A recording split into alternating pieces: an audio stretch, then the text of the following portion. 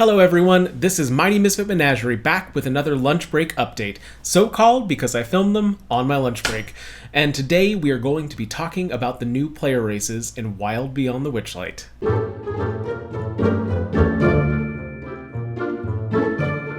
This week, Wizards released more information on the rules of the Witchlight Carnival games, 2 new character backgrounds, and 2 player character races. Today we're going to be talking about that last one, but keep an eye out for the others in the future.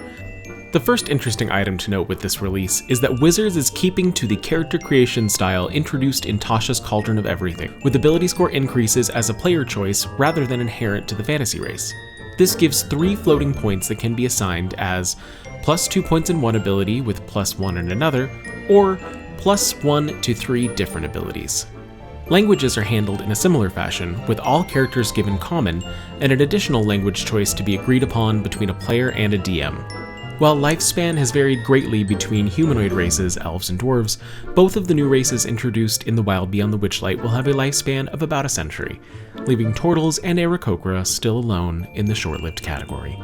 The first new option put forward in the book is the Fairy. While you may have interacted with sprites and pixies in the past, up until now the fairies have been absent from the 5th edition Monster Manual. As a player race, the Fairy is a Fey rather than a humanoid, size small, and outpaces the other small races with a walking speed of 30 feet. What sets them apart from other Fey and Fey ancestry options is their fairy magic and their wings. We'll start with magic. As a fairy, you know the cantrip Druidcraft from the get-go, with the ability to learn Fairy Fire and Enlarge Reduce at 3rd and 5th levels respectively. These last 2 can be cast once a long rest, and you get to choose from Intelligence, Wisdom, or Charisma when selecting a spellcasting ability. And now, unseating the Aarakocra as the only player race to start with functional flight, fairies get insectoid wings that give them a flying speed equal to their walking speed. Much of the fairy race has remained the same from the Unearthed Arcana of its original release, which hopefully goes to show a readily balanced race ready for your Wild Beyond the Witchlight table. With the mechanics out of the way, there's also some added flavor that Wizards gave to the fairies in the form of Fey characteristics. You can either roll a d8, pick from the table, or consult with your DM to give your fairy a totally original idea, gaining that little bit of Fey spice. On to the second player race option, also originating from the Feywild, is the Heron Gone. One of my favorite things about these rabbit folk is their description as embodying freedom and travel so much that they hopped into other worlds to explore.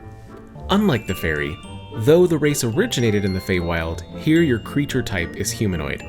You get the choice whether to be a full-on human-sized rabbit as a medium creature, or size down a bit to match the other small folk.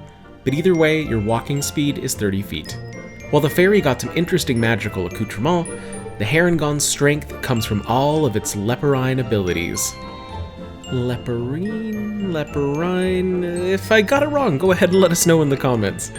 These abilities include adding proficiency to your initiative, an automatic proficiency in perception, lucky footwork that helps you add a d4 to any failed dex saves, and a rabbit hop that as a bonus action lets you jump 5 times your proficiency bonus up into the air. All of these abilities are free to use aside from the last one, as the rabbit hop can be used an amount of times equal to your proficiency bonus per long rest. Not provoking an attack of opportunity, these Heron Gone will be great at getting out of a bind. Now, one thing that's not directly stated in the material released so far, or at least I may have missed it, is whether either race begins with dark vision. But given character creation following this style introduced through Tasha's, this may be up to you and your DM under variable traits. If you saw something we missed or anything we got wrong, please drop it in the comments.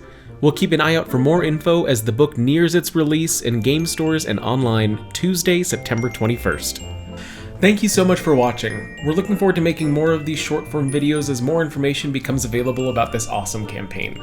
If you're interested in our live play material, you can find Rime of the Frostmaiden and Candlekeep ongoing right now on both our Twitch and YouTube, as well as some homebrew campaigns in 5e, World of Darkness, and Starfinder. Links to all of the sources used in this video will be in the description below, as well as all the other places you can find Mighty Misfit Menagerie. And as always, we will come up with a tagline eventually.